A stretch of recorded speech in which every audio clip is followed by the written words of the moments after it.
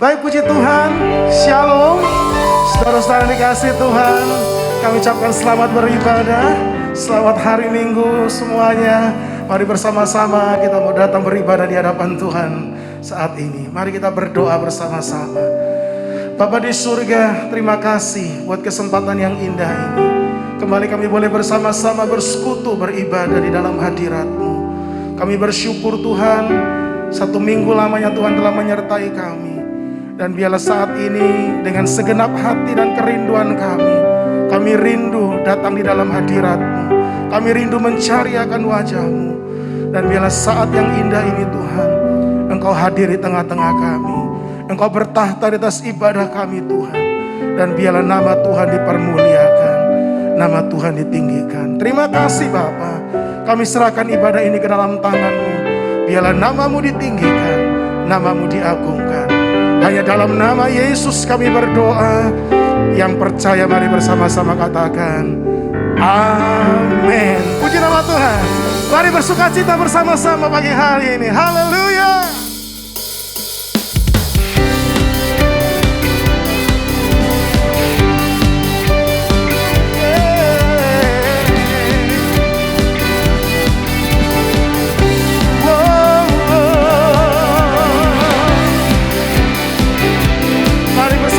Dengan segenap hatimu kita datang di hadapan Tuhan pagi hari ini.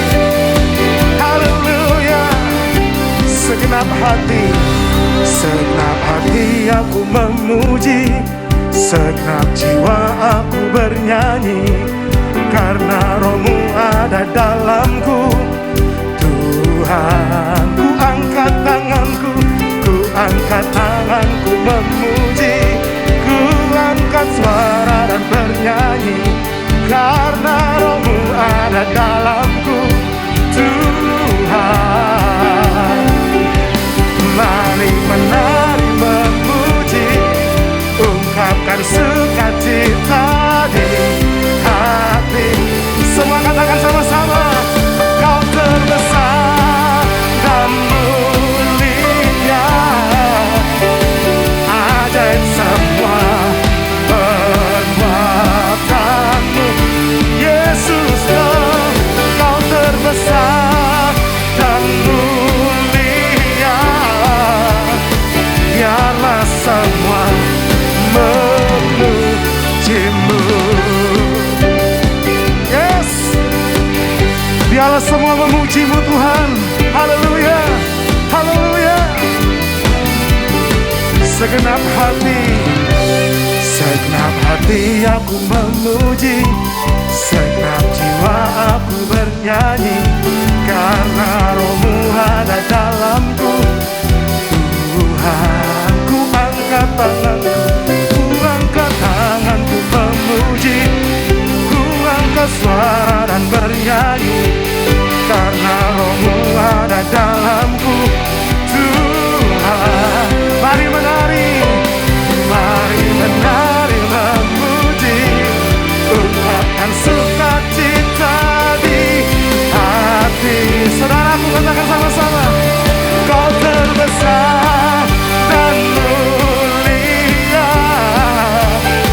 ajaib semua perbuatan-Mu. Oh, Kau terbesar dan mulia, biarlah semua memuji-Mu. Yes, terima kasih Tuhan. Biarlah semua memuji nama-Mu. Haleluya. Oh yeah.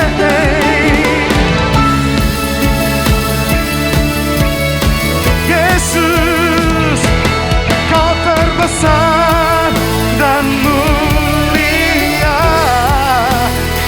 ajaib semua perbuatan-Mu. Yesus, Kau terbesar dan mulia,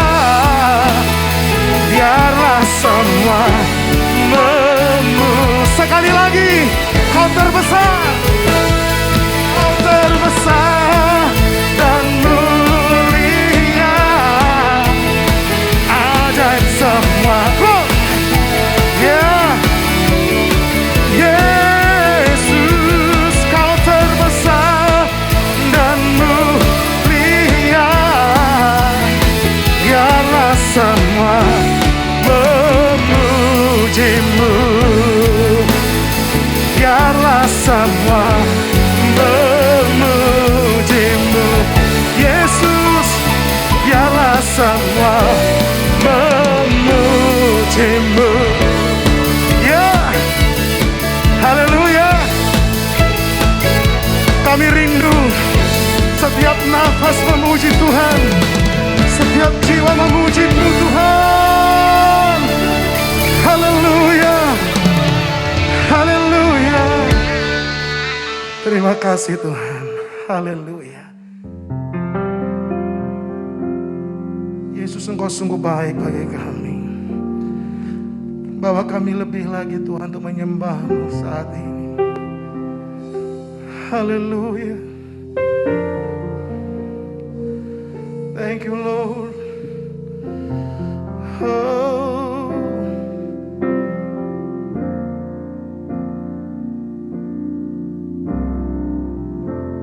Saat ku menyembah-Mu, Roh-Mu bekerja.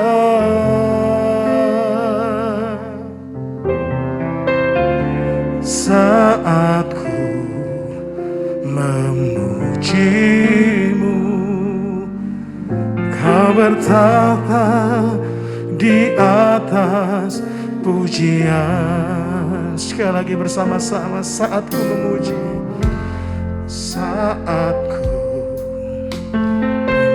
menyembah-Mu. Katakan Roh-Mu bekerja.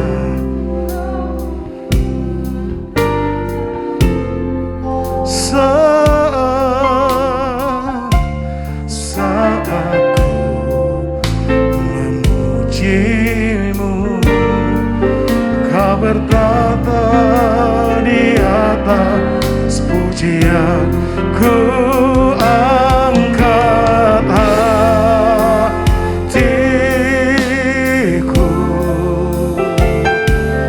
ku pandang kekudusan-Mu. Saat ku sembah, ku puji-Mu, ku rasakan kehadiran-Mu Tuhan. Mari saudara naikkan pujian, katakan sama-sama, saat ku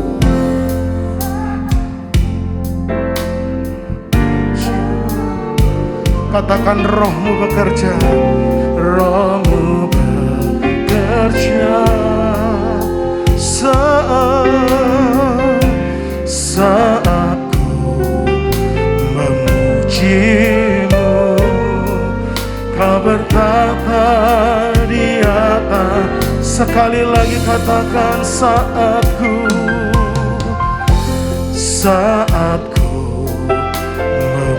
menyembah-Mu, Roh-Mu Tuhan, Roh-Mu bekerja. Saat ku memuji-Mu, Kau bertata di atas pujian. Ku angkat hatiku, ku pandang kekudusan-Mu. Saat ku sembah, ku puji-Mu, ku rasakan kehadiran. Oh, ku angkat hati. Mari angkat hatimu saudara, ku pandang kekudusan-Mu. Saat ku sembah, ku puji-Mu, ku rasakan kehadiran-Mu Tuhan. Oh, ku angkat hati.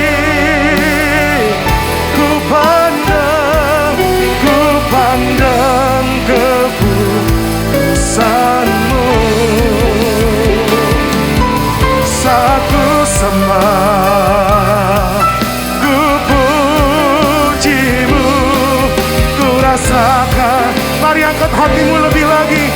Ku angkat hati. Ku pandang kekudusan-Mu. Saat ku sembah, ku puji-Mu, ku rasakan kehadiran-Mu Tuhan.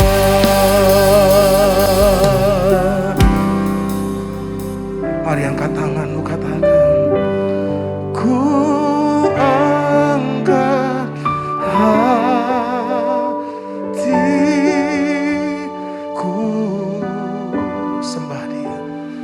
Ku pandang kekudusan-Mu.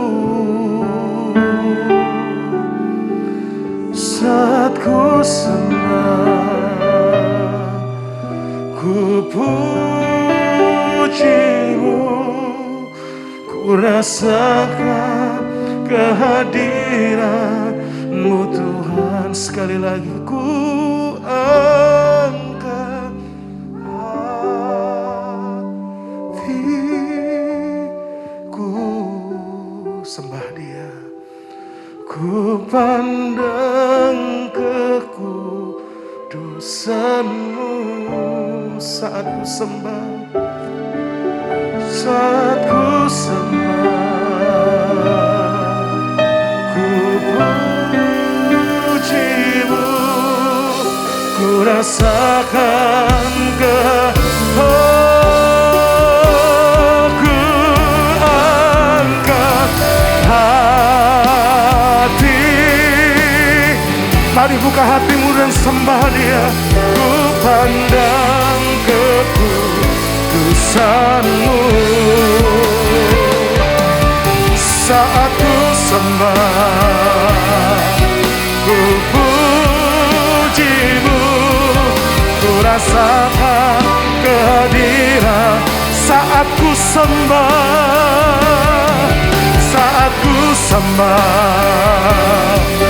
ku puji-Mu, ku rasakan kehadiran-Mu. Saat ku sembah, ku puji-Mu, ku rasakan kehadiran-Mu Tuhan.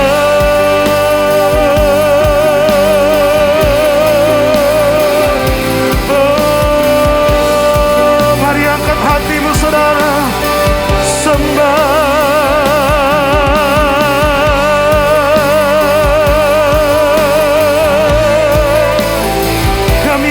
Hati menyembah-Mu Tuhan.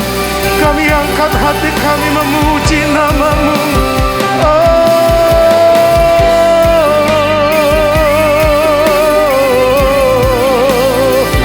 Haleluya, haleluya.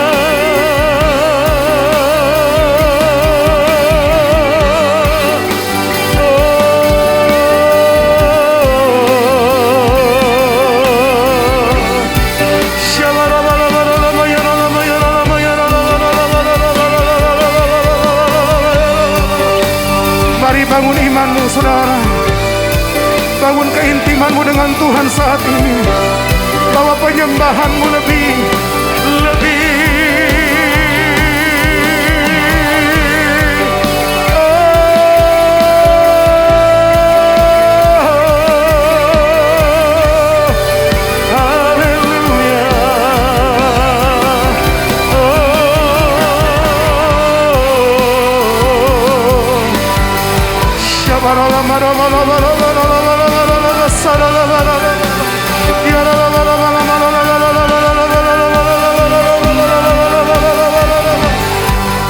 Bawa penyembahanmu di hadapan Tuhan. Bawa penyembahan yang terbaik. Sembah.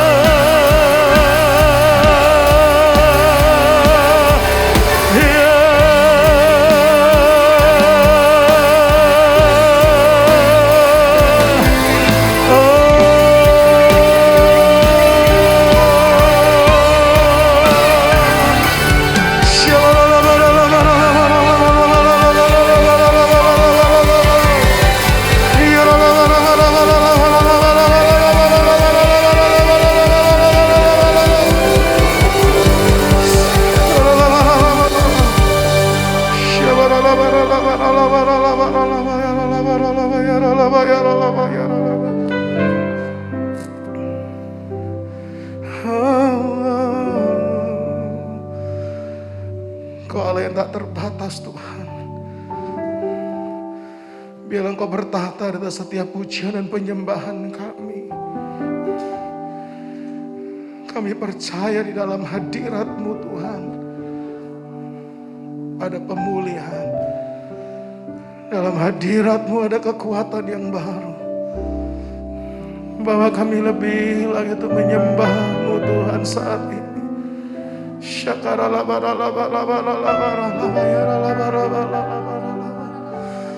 Hanya Engkau Tuhan yang kami rindukan. Hanya hadirat-Mu Tuhan.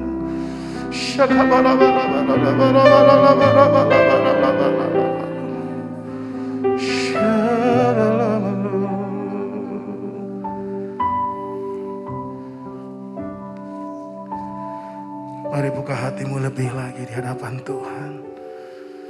Mari angkat tanganmu. Katakan, Yesus, ku sembah Kau.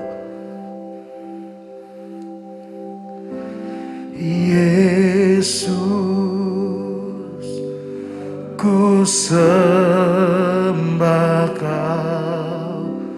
Sujud di hadapan-Mu, keinginan dalam hidupku hanya untuk menyembah-Mu. Katakan sama-sama, Yesus, Yesus, ku sembah Kau. Sujud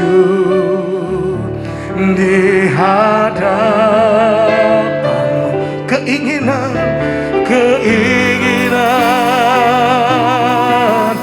dalam hidupku hanya untuk menyembah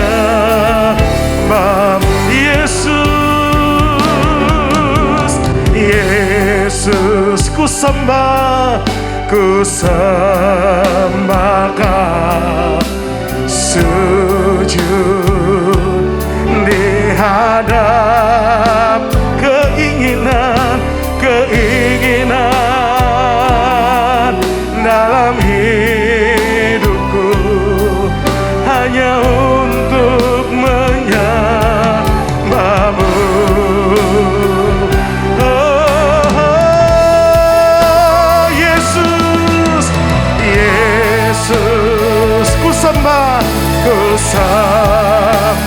Mari buka hatimu saudara, sujud di hadapan-Mu, di hadap keinginan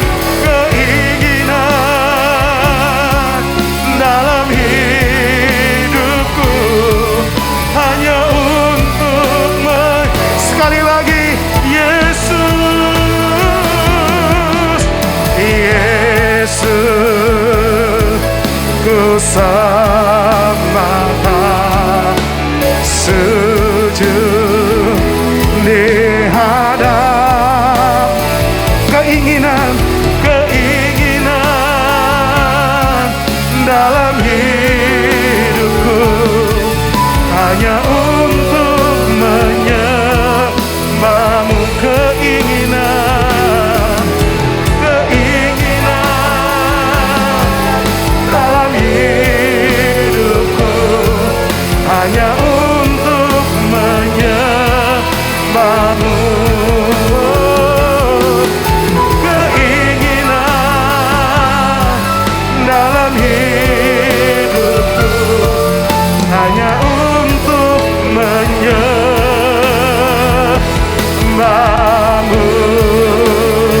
Mari sekali lagi kita sembah Dia. Ya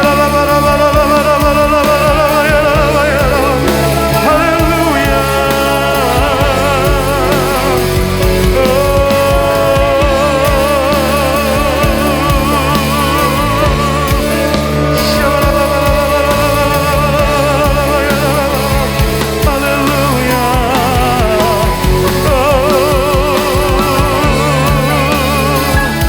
Mari buka hatimu lebih lagi.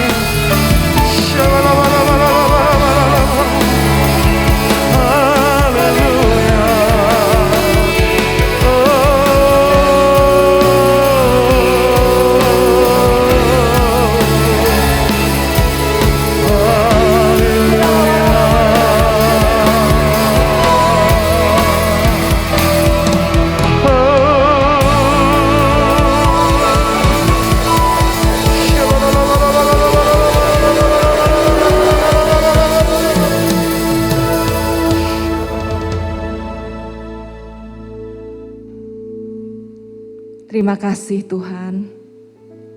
Kami sungguh mengucap syukur untuk kasih kemurahan Tuhan atas kehidupan kami. Engkau yang memelihara hidup kami. Engkau yang menjaga, melindungi kami. Terima kasih Tuhan. Dan biarlah sembah syukur, ucapan syukur kami boleh naik ke hadirat-Mu Tuhan. Menyukakan hati Tuhan. Karena itulah kerinduan hati kami. Menyenangkan hati Tuhan saja. Terima kasih Bapa Surgawi. Terima kasih. Saatnya kami akan mendengarkan firman-Mu. Tuhan, urapi setiap kami, urapi hamba-Mu. Biarlah firman-Mu Tuhan berbicara kepada setiap kami, menjadi bagian yang hidup, yang mengubahkan kehidupan kami. Terpuji nama-Mu Tuhan, dalam nama Tuhan Yesus kami berdoa dan mengucap syukur. Haleluya, amin. Shalom Bapak Ibu yang dikasihi Tuhan, The Chosen Community. Apa kabar? Bagaimana keadaan saudara? Saya berdoa dan berharap saudara semua sehat, dalam keadaan baik-baik, dan tetap di dalam penyertaan perlindungan Tuhan. Bapak Ibu, di saat-saat seperti ini, kita harus lebih lagi membawa diri kita untuk lebih dekat kepada Tuhan. Dan biarlah kita selalu setiap waktu merindukan untuk senantiasa berada dalam hadirat Tuhan.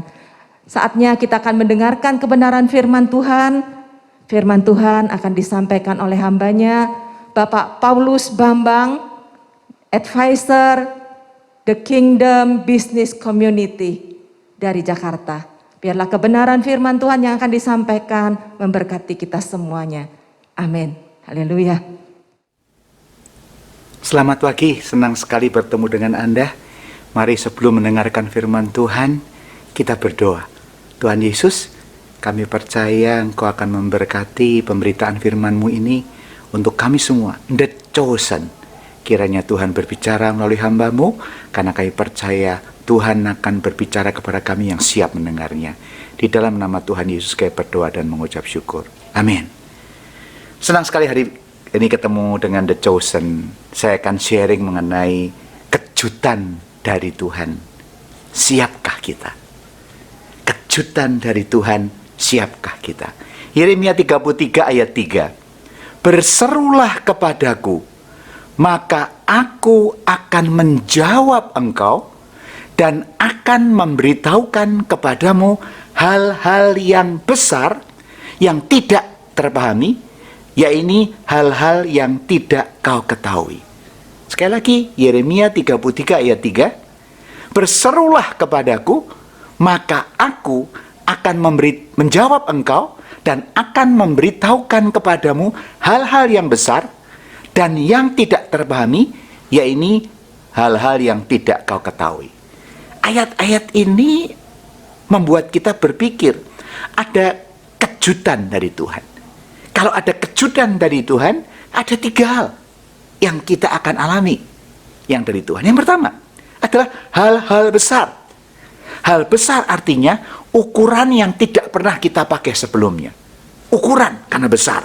Besar dan kecil. Waktu kita bilang, Tuhan bilang hal-hal besar dari Tuhan, wow.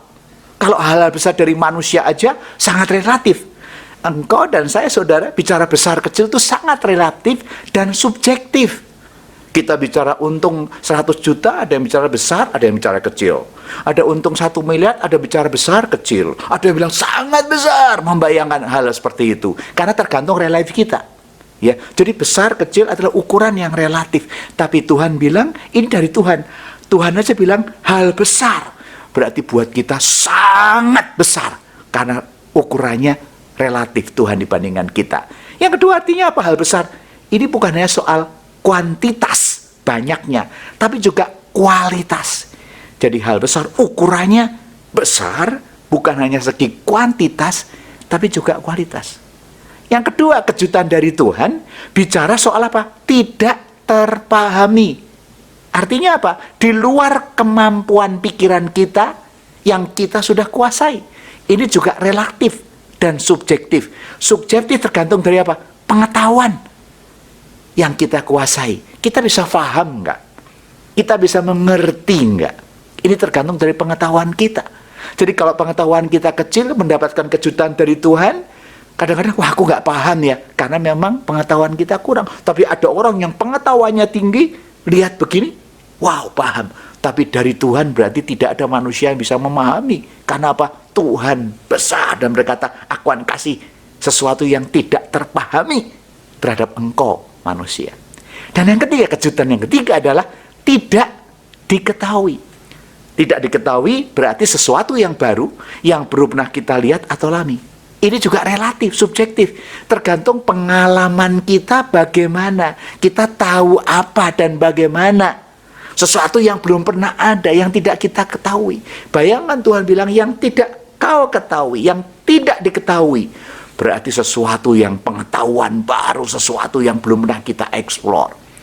Bayangkan saudara, Yeremia menuliskan hal ini. Kalau kita berseru kepada Tuhan, maka Tuhan akan menjawab kita. Dan jawaban Tuhan itu luar biasa, hal yang besar dari Tuhan, hal yang tidak terpahami dan tidak kau ketahui. Mari kita belajar.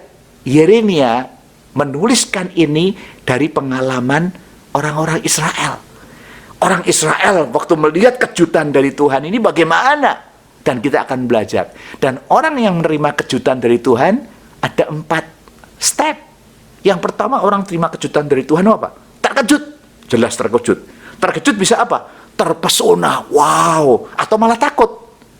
Atau kagum. Malah takut. Jadi yang pertama, sikap yang pertama waktu menerima hal besar, tidak terpahami dan tidak diketahui, pasti terkejut. Bisa terpesona, terkagum-kagum, atau malah takut.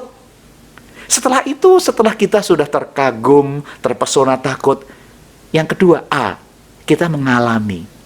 Jadi setelah terkejut, kita alami pengalaman bersama Tuhan. Setelah alami, kita atasi, ya, kita atasi, overcome. Dan setelah kita atasi, ada titik balik. Jadi taat, T, terkejut. Setelah terkejut, baik terkagum atau terpesona, kita ngalamin apa yang dimaksud dengan Tuhan. Setelah kita mengalami segala macam yang Tuhan berikan, kita mengatasi, karena menghadapi segala macam, atasi, dan menjadi titik balik di dalam hidup. Selalu, yang dari Tuhan, akhirnya taat ini menjadi titik balik, the turning point, the defining moment of all of us. Mari kita lihat yang pertama. Apa yang kita maksud dengan kejutan dari Tuhan itu? Di dalam Keluaran 3 ayat 7 sampai 9 kita tahu Allah itu memperhatikan orang-orang Israel. Dia berkata begini, Keluaran 3 ayat 7, dan Tuhan berfirman, aku telah memperhatikan dengan sungguh kesengsaraan umatku di tanah Mesir, dan aku telah mendengar seruan mereka yang disebabkan oleh pengerah-pengerah mereka. Ya, aku mengetahui penderitaan mereka. 8. Sebab itu aku telah turun untuk melepaskan mereka dari tangan orang Mesir dan menuntun mereka keluar dari negeri itu, suatu negeri yang baik dan luas, suatu negeri yang berlimpah-limpah susu dan madunya, ke tempat orang Kanaan, orang Het, orang Amori, orang Feris, orang Hewi, dan orang Yebus. Sekarang seruan orang Israel telah sampai kepadaku. Juga telah kulihat betapa kerasnya orang Mesir menindas mereka. Jadi waktu Yeremia 3:3 ditulis, melihat ini, orang Israel berseru kepada Tuhan karena penderitaan di Mesir luar biasa. Dia berseru kepada Tuhan sampai kepada telinga Tuhan. Sampai Tuhan menurunkan kalimat ini. Aku memperhatikan, aku mendengar, aku mengetahui keluhanmu. Jadi kalau kita punya masalah yang kita mengeluh, saudara, jangan takut. Setiap kita pasti punya masalah. Waktu kita mengeluh kepada Tuhan, kita tidak anggap Tuhan itu bisu atau tuli atau tidak mendengar. Enggak, Tuhan mendengar. Bukan hanya mendengar, memperhatikan dan mengetahui.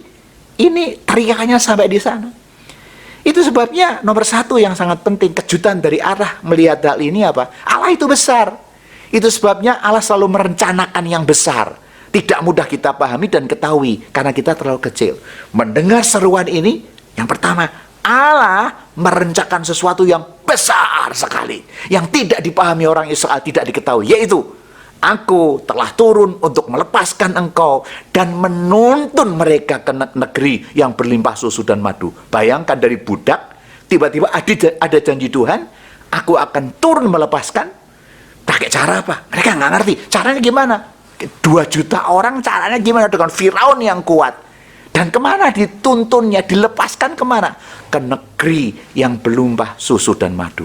Buat orang Israel mendengar perintah ini nggak ngerti, ini besar sekali, nggak bisa saya pahami dan nggak ngerti.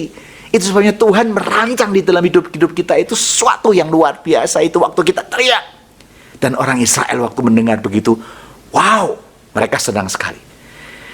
Tapi yang kedua luar biasa, Keluaran 13 ayat 17. Tuhan tahu setelah dikasih hal seperti ini, kejutan yang seperti ini, Tuhan berfirman, Keluaran 13, 17, setelah Firaun membiarkan bangsa itu pergi, Allah tidak menuntun mereka melalui jalan ke negeri orang Filistin.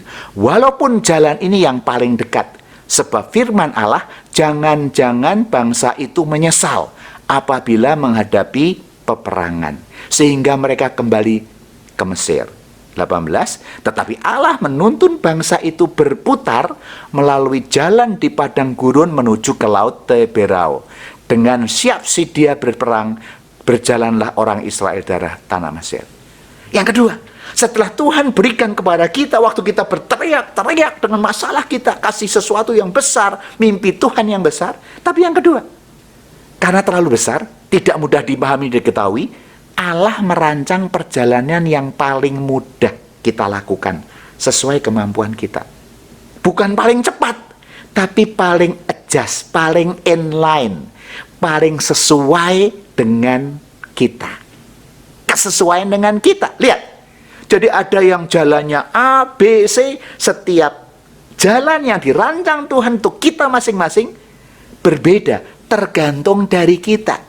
Kasusnya orang Israel berkata apa?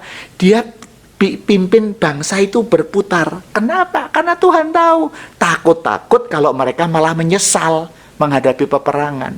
Padahal kalau orang Israel berani dan cepat, jalannya tuh cepat sekali. Dari Mesir ke Kanaan sangat cepat. Tapi Tuhan tahu, nanti orang Israel menyesal.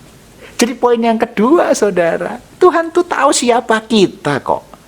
Jadi kalau engkau sedang menghadapi masalah dan engkau berteriak dan Tuhan merancang hal besar di dalam hidupmu, rancang besar, tergantung kita. Tuhan tahu kamu tuh bisa nggak? Kamu sanggup nggak menghadapi peperangan? Kalau kamu nggak sanggup, kita nggak sanggup. Tuhan tuh kasih kita putar-putar. Bukan karena Tuhan mau mutar, karena adjustment kepada kita.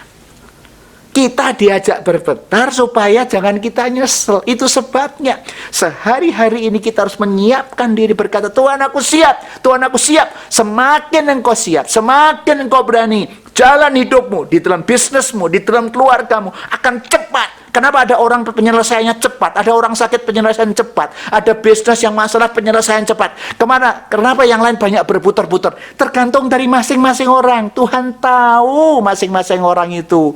Kalau menghadapi peperangan dengan orang Filistin, nanti takut dia mundur, Tuhan bikin putar.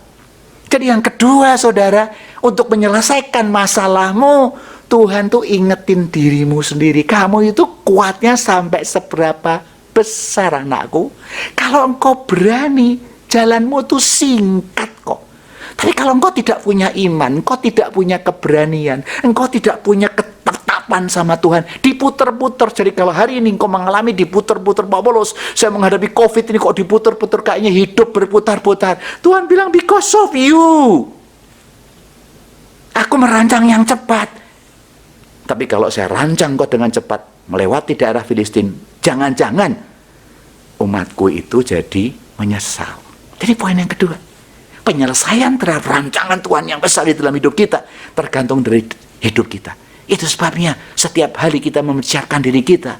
Semakin kita siap, semakin penyelesaian masalahmu itu cepat. Semakin kita tidak siap, semakin diputar-putar. Bukan karena tidak sayang, justru karena Tuhan sayang, supaya jangan kita menyesal. Yang ketiga, Kita lihat Keluaran 14:10. Ketika Firaun telah dekat, orang Israel menoleh, maka tampaklah orang Mesir bergerak menyusul mereka. Lalu sangat ketakutanlah orang Israel dan mereka berseru-seru kepada Tuhan. Dan mereka berkata kepada Musa, apakah karena tidak ada kuburan di Mesir, maka engkau membawa kami untuk mati di padang gurun ini? Apakah yang kau perbuat ini terhadap kami dengan membawa kami keluar dari Mesir?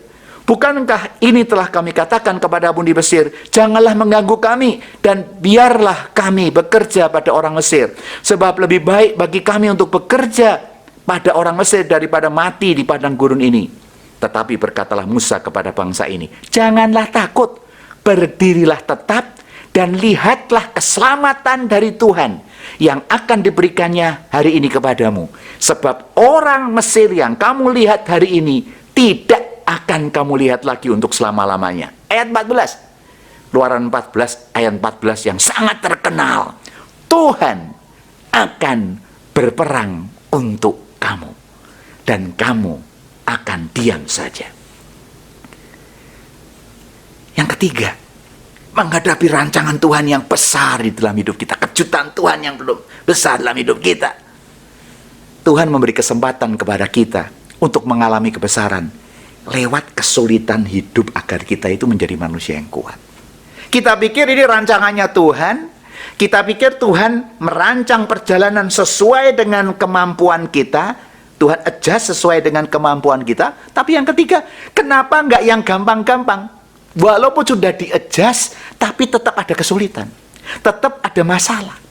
Tuhan mau, kenapa kok harus menghadapi masalah-masalah ini? Karena rencana yang besar untuk apa? Supaya kita kuat, sehingga waktu kita sudah mengalahkan semua yang ada di kiri kanan di dalam perjalanan kita menjadi kuat. Waktu kita menerima rancangannya itu kita kuat. Coba kalau Daud anointing diurapi tanpa ada Goliat, tanpa ada Filistin, Daud tidak akan pernah jadi raja yang kuat. Yusuf dikasih visi dari Tuhan untuk menjadi memimpin keluarganya, tanpa ada dibuang di Mesir, di Potifar, menghadapi percobaan istri Potifar, di penjara 13 tahun. Dia tidak menjadi seorang Perdana Menteri yang kuat.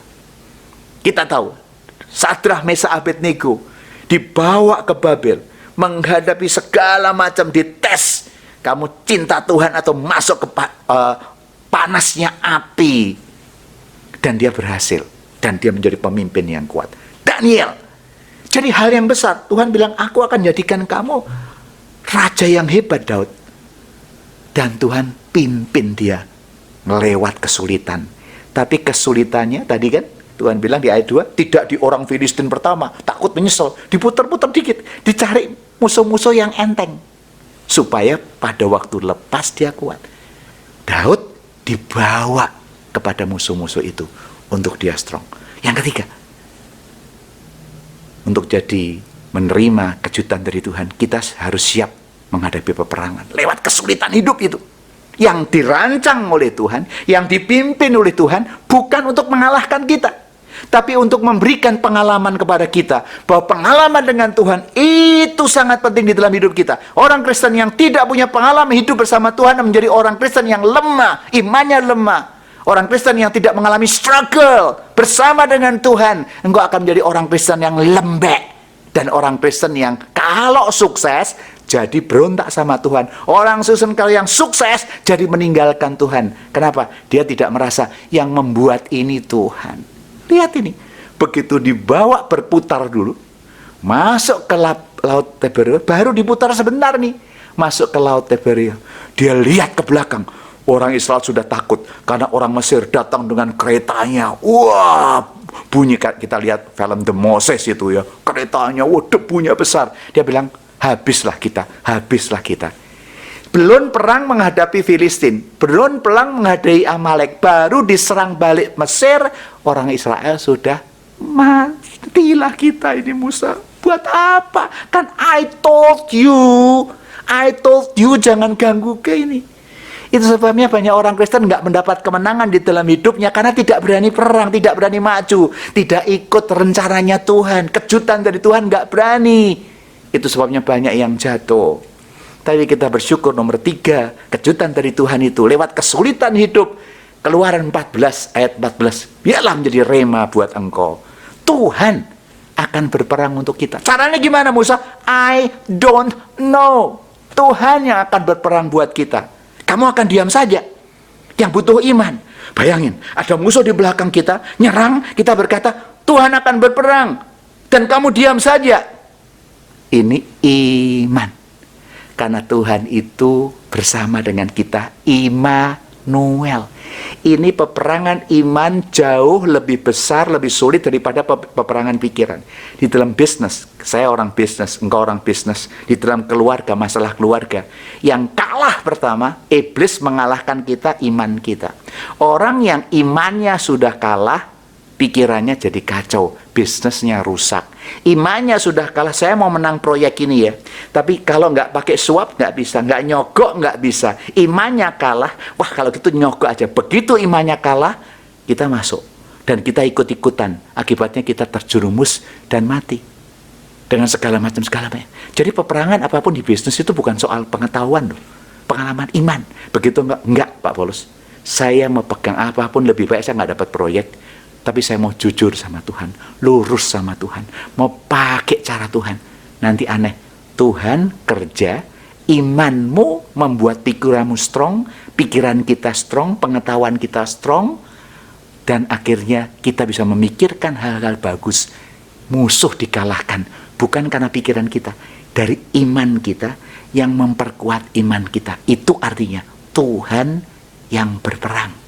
Karena peperangan yang pertama adalah peperangan dengan iman. Begitu kita udah menang di dalam peperangan iman, gak usah takut. Ide bisnismu gak akan dapat pikiran yang cemerlang, yang dari Tuhan, yang mengejutkan banyak orang. Lihat, pada waktu dia sudah masuk Tiberia, kita tahu Keluaran 17, peperangan yang pertama melawan bangsa Amalek. Wah, mereka gak latihan, mereka cuma bikin bata, gimana belajar perang. Tapi Tuhan bilang, Tuhan yang perang loh ya. Tuhan yang perang bagi kita. Tapi gimana caranya? Apakah kita diam? Enggak, kali ini kamu perang. Yosua, kamu pimpin peperangan. Keluaran 17 ayat 8-16, kamu pimpin. Saya akan pergi ke atas gunung untuk berdiri di atas bukit dengan memegang tongkat Allah di tanganku. Yosua perang, Musa, Harun, dan Hur di atas gunung. Peperangannya di mana? Apakah peperangannya di Yosua? Apa peperangannya di bawah? Tidak. Peperangannya waktu Musa ngangkat tangan. Saudara, poin yang ketiga ini. Menghadapi kejutan dari Tuhan. Tuhan sudah kasih yang besar. Tuhan kasih sesuai dengan kondisi kita. 2. Yang ketiga. Melewati kesulitan-kesulitan, Tuhan mau uji iman kita. Kita butuh kayak Musa. Di atas bukit itulah kemenangan terjadi. Yosua hanya ngikutin, Musa capek, Yosua kalah. Musa kuat, Yosua menang. Poin yang ketiga, menghadapi masalah-masalah hari-hari ini, saudara, di bisnismu, di keluargamu, iman dan peperangan ini luar biasa. Masuk di dalam peperangan doa, masuk di dalam doa puasa, masuk ikuti firman Tuhan. Begitu engkau menang di dalam peperangan rohani ini, tanganmu terangkat, ide bisnismu akan keluar, customer akan datang, supplier akan datang, sesuatu yang tidak pernah kau pikirkan, proyek-proyek akan datang. Kenapa? Mereka tunduk kepada Tuhan yang empunya itu. Lihat Amalek dikalahkan. Karena apa? Peperangan iman. Kejutan itu buat orang Israel, wow, luar biasa ya. Gara-gara tangan naik, kita menang.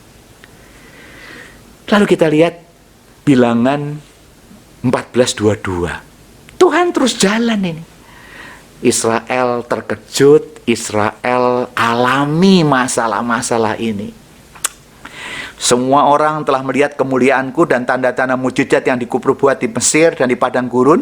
Lihat kata firman Tuhan. Menghadapi persoalan hidup kadang-kadang kita up and down. Namun telah 10 kali mencobai aku dan tidak mau mendengarkan suaraku. Pastilah tidak akan melihat negeri yang kujanjikan dengan bersumpah kepada nenek moyang mereka. Semua yang menista aku ini tidak akan melihatnya. Bayangkan saudara, ini sudah dibawa, kemudian Tuhan sudah kirim. Ya, oke, sudah masuk, kirim. 12 orang pengintai, bilangan 14, semua datang ke sana, survei dulu, cepat. Bayangin, datang, pulang cuma 40 hari. 12 orang lihat. 10 orang bilang, bagus tanahnya, tapi musuhnya besar. 2 orang, bagus tanahnya, musuh besar kita tundukkan. 2/12. Bayangkan, 1/6, 16% saja. Ini yang kadang-kadang kita nggak tahu, cuma 40 hari. Kalau orang Israel menerima kejutan dari Tuhan, menerima sesuatu yang besar, yang tidak terpahami, tidak kau ketahui, yaitu keluar dari Mesir, keluar dari perbudakan, dan cepat menuju negeri Kanaan, tapi takut. Engkau keluar dari your addict. Kalau engkau masih keluar dari ada masalah di dalam addiction, engkau yang keluar dari rokok, dari seks, dari masalah drugs, masalah gamble, dari masalah buku 2, bisnis yang ancur-ancuran, buku yang ngawur-ngawuran di bisnis, hidupmu yang ngawur-ngawuran. Engkau mau dikeluarkan sama Tuhan, dan engkau mau hal yang besar, engkau bertobat dari hal-hal seperti itu, menjadi orang yang murni di hadapan Tuhan, sebetulnya pendek kalau engkau mau. Tuhan bisa bereskan. Engkau yang punya masalah alkoholisme, engkau yang punya masalah seks yang nggak benar, engkau punya masalah keluarga yang nggak benar, engkau yang masalah hidupmu tidak jujur, Tuhan mau beresin cepet kok, kalau engkau mau. Tapi kalau engkau merasa seperti orang Israel, wah ini terlalu berat, masalahku terlalu berat, nggak mungkin. Tuhan, dosamu itu besar, mau nggak Tuhan ampuni, mau nggak rubah. Pak Paulus, bisnisku udah bertahun-tahun saya nggak bener, bukunya nggak bener, bertahun-tahun saya udah, gimana caranya? Engkau mau nggak? Kalau mau gampang, tapi kalau engkau nggak mau, engkau pasti punya alasan untuk berkata tidak mau dan sulit. Persis seperti 10 orang itu. Tuhan mau beresin nggak? Engkau mau diberesin nggak? Kalau nggak mau diberesin, engkau akan berputar-putar. Lihat, 2 dari antara 12. Dan bahkan Tuhan bilang, 10 kali orang Israel itu sudah mencobai aku. Dan bahkan kalimatnya menista. Wow. Karena Tuhan malah, ayat 33 bilangan, dan anak-anakmu akan mengembara sebagai pengembala di padang gurun 40 tahun lamanya, dan akan menanggung akibat ketidaksetiaan sampai bangkai-bangkaimu habis di padang gurun. Sesuai dengan jumlah hari yang kamu mengintai negeri itu, yaitu 40 hari. 1 hari dihitung 1 tahun, ya ini 40 tahun lamanya kamu harus menanggung akibat kesalahanmu, supaya kamu tahu rasanya jika aku berbalik daripadamu. Cuma 40 hari sebetulnya. Bolak-balik. Tuhan hukum 40 tahun, putar-putar. Kenapa? Tuhan pengen pemurnian. Langkah yang keempat dari Tuhan. Tuhan mau kasih kejutan besar sama orang yang murni hatinya. Tuhan ingin memurnikan hidup orang yang mau taat kepadanya. Jadi Tuhan ngasih kejutan besar, hadiah besar, bukan untuk sembarangan kepada siapa saja. No, orang yang murni. Orang yang percaya sama Tuhan. Kalau engkau hari ini berdoa untuk sesuatu yang besar terjadi, transformasi dalam hidupmu, Tuhan membutuhkan orang yang murni. Dan di antara orang yang pergi, yang 20 tahun ke atas keluar dari Mesir, hanya 2 orang, Joshua dan Kaleb. Tuhan murnikan ini. Hari ini Tuhan mencari orang yang murni. Dan Tuhan memurnikan dari kita. Dan yang kelima, yang terakhir. Setelah semua jalan, akhirnya Yosua ayat 1 dan 1 terjadi.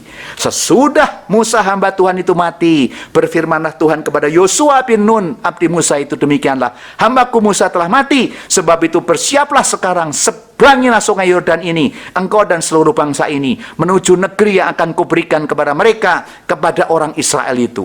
Setiap tempat yang akan diinjak oleh telapak kakimu kuberikan kepada kamu, seperti yang telah kujanjikan kepada Musa. Dari padang gurun dan gunung Libanon yang di sebelah sana, itu sampai ke sungai besar, yaitu sungai Efrat, seluruh tanah orang Het, sampai ke laut besar, di sebelah matahari terbenam, semuanya itu akan menjadi daerahmu. Seorang pun tidak akan dapat bertahan menghadapi engkau seumur hidupmu, seperti aku menyertai Musa, demikianlah aku akan menyertai engkau. Aku tidak akan membiarkan engkau dan tidak akan meninggalkan engkau. Yang kelima, janji besar Tuhan tadi diberikan bukan hanya sesuai dengan apa yang kita mau, tapi Tuhan mau dimurnikan. Janji Tuhan yang besar itu diberikan hanya kepada orang yang taat. Tadi taat, Boleh pertama terkejut, boleh pertama alami, yang kedua atasi, tapi yang kelima turning point, berubah. Dan turning pointnya Israel dipimpin Yosua, orang-orang yang tidak mencobai Tuhan 10 kali di padang gurun. Kita juga sama, saudara. Kalau kita ingin mengalami kejutan dari Tuhan, mesti turning point. Kita mengalami, kita janji Tuhan, harus berani melakukan seperti Yosua dan Kaleb, supaya kita mengalami janji Tuhan. Kalau tidak, seperti Musa aja cuma lihat, tidak bisa mengalami. Orang yang 20 tahun mati semua. Jadi banyak orang menerima janji, tapi sedikit orang yang mengalami. Saya ulangi, banyak orang Kristen menerima janji besar dari Tuhan yang tidak terpahami, tidak diketahui, tapi sedikit orang Kristen yang mengalami. Kenapa? Mereka tidak percaya. Sudah janjinya besar, tidak terpahami, tidak diketahui. Kalau saya memikirkan besar, tidak terpahami, dia percaya aja sama Tuhan yang ngasih janji. Tapi unfortunately, banyak orang, kisah Israel mengingatkan kita, banyak orang menerima janji dari Tuhan, tapi sedikit yang mengalami janji besar di dalam hidupnya. Kenapa? Karena mereka tidak punya iman, tidak taat dan setia. Saya nggak tahu saudara, engkau berkali-kali teriak sama Tuhan seperti apa. Tapi kalau hidupmu mesti kesulitan, engkau punya masalah ekonomi, masalah kesehatan, masalah keluarga, apapun. Hari ini Tuhan mau kasih kejutan kok. Tapi engkau mau nggak? Jangan seperti orang Israel yang menerima janji, setiap minggu engkau gereja menerima janji-janji, wah, tapi nggak ngalami. Buat apa? Anda berminggu-minggu gereja nggak ngalami. Alami Tuhan. Karena Tuhan itu luar biasa. Seperti Joshua dan Kaleb mengalami janji Tuhan yang besar, tidak terpahami dan tidak diketahui dalam hidup kita. Tuhan sayang sama kita. Itu sebabnya jangan hanya jadi terkejut. Kita berdoa, Tuhan berikan aku seperti ini, engkau bisa luar biasa, minta apapun dari Tuhan. Terkejut kita, terpesona, terkagum atau takut. Tapi alami, experience it, atasi. Kalau ada masalah engkau harus atasi. Karena janji Tuhan itu membawa kita ke peperangan, atasi. Dan T yang terakhir, turning point. Waktu engkau mengalami itu, Tuhan sekarang aku tahu, engkau yang berperang buat aku. Yosua dan Kaleb masuk, dan Tuhan janji, sekali-sekali aku tidak akan meninggalkan engkau. Kenapa? Engkau sudah setia. 3 kejutan dari Tuhan saya alami banyak, saudara. Yang pertama kali saya menerima janji Tuhan ini, tidak gampang. Hal yang besar, tidak terpahami, tidak ketahui. Banyak sekali yang kita sudah lakukan. Tapi waktu saya merenung hari-hari ini, Tuhan proteksi saya.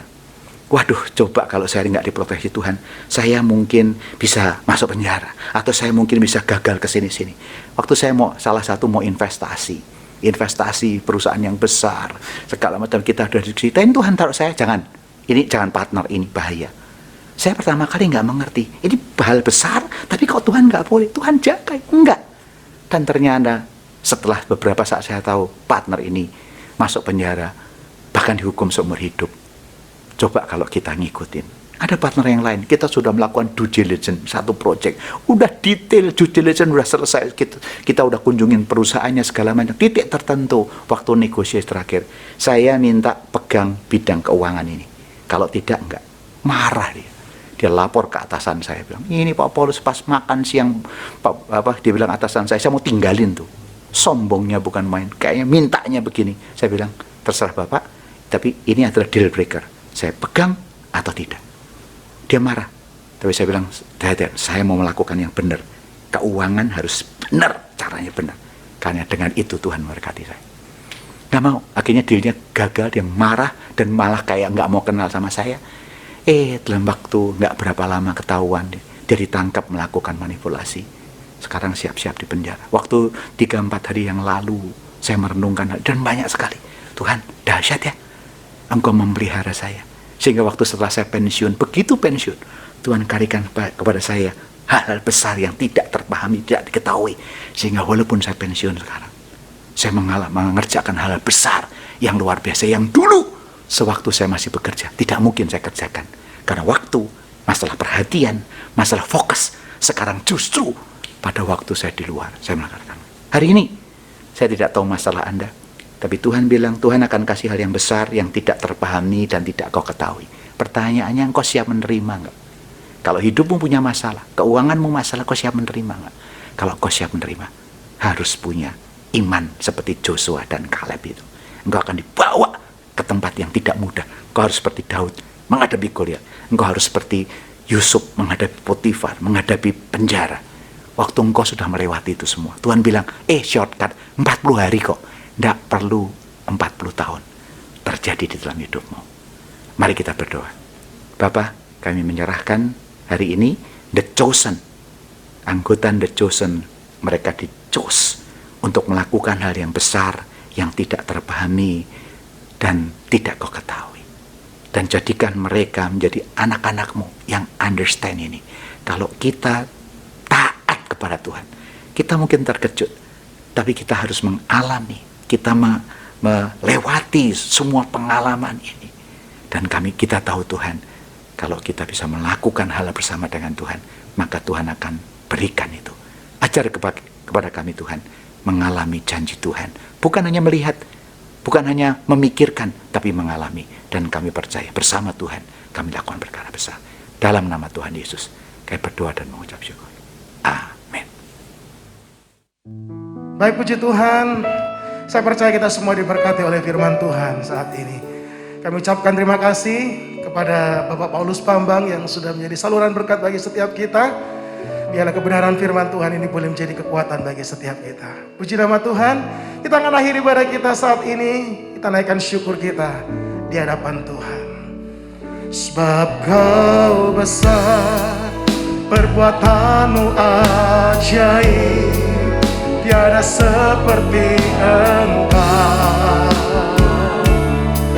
tiada seperti Engkau. Sebab kau besar, perbuatanmu ajaib, tiada seperti Engkau, tiada seperti Engkau. Mari angkat kedua tanganmu.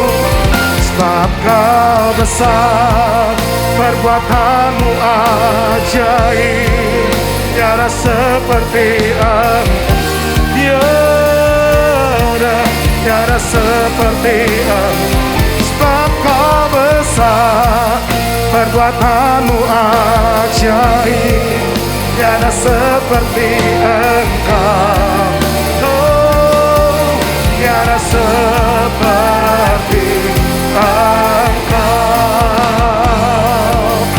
tiada seperti Engkau, tiada seperti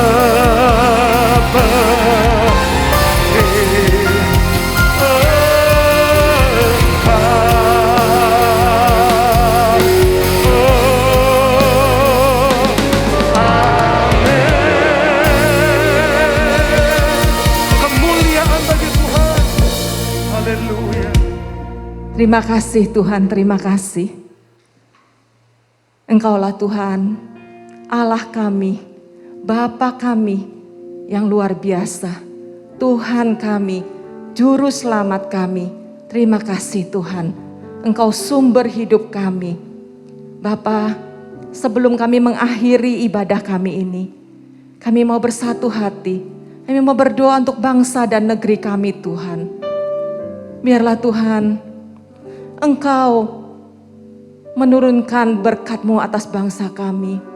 Shalom bagi Indonesia. Berikan kemurahan-Mu bagi bangsa kami Tuhan. Tuhan, beri hikmat-Mu kepada pemerintah kami.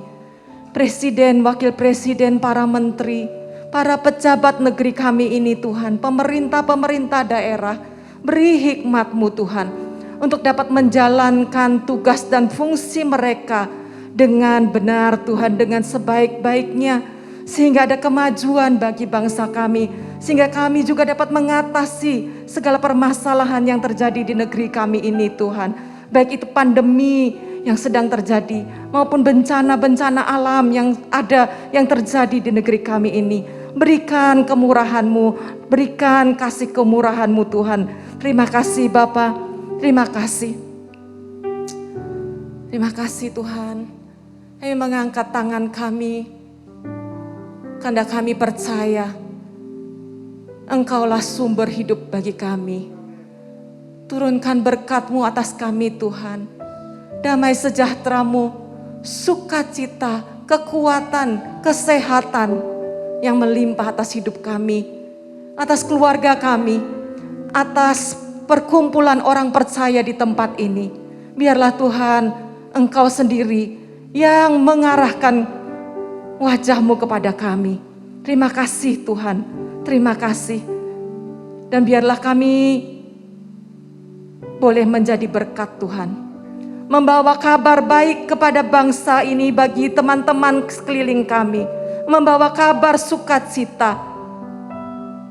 Dan biarlah Engkau mengurapi setiap kami Tuhan. Terima kasih Bapa di surga, saudara-saudara yang dikasihi Tuhan. Kita mengangkat tangan kita dan wajah kita, hadapkan kehadirat Allah. Tuhan, Engkau yang menjadi sumber berkat bagi hidup kami. Turunlah kiranya berkat rahmat dan anugerah dari Allah Bapa di surga. Berkat cinta kasih dan pengampunan dosa dari Tuhan Yesus Kristus. Berkat persatuan, persekutuan yang manis dengan Roh Kudus. Menyertai kita sekalian mulai hari ini sampai Maranatha Tuhan Yesus datang untuk kedua kalinya. Marilah kita semua yang percaya berkata amin. Amin. Tuhan Yesus memberkati. Puji nama Tuhan. Happy Sunday, selamat hari Minggu. Tuhan Yesus memberkati kita semua. Haleluya. Wow.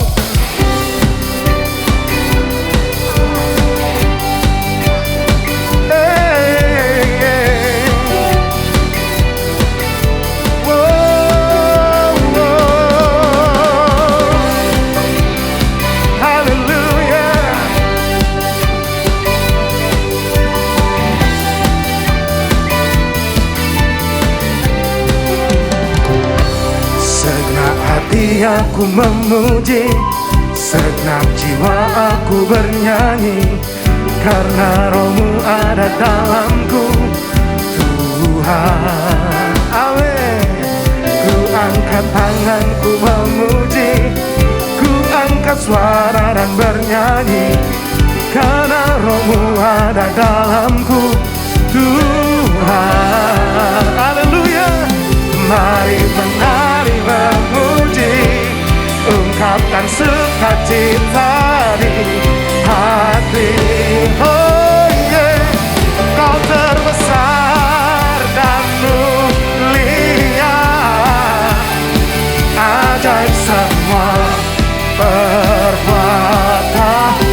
Kau terbesar dan mulia, biarlah semua sekali lagi. Kau terbesar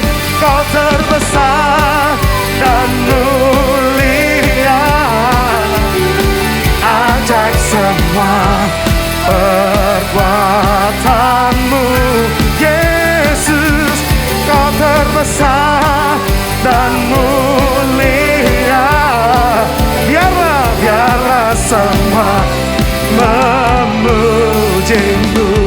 Biarlah semua memuji-Mu.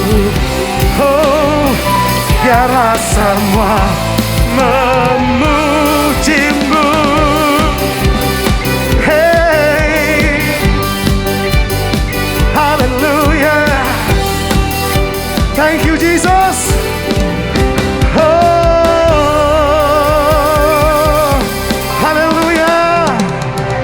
God bless you.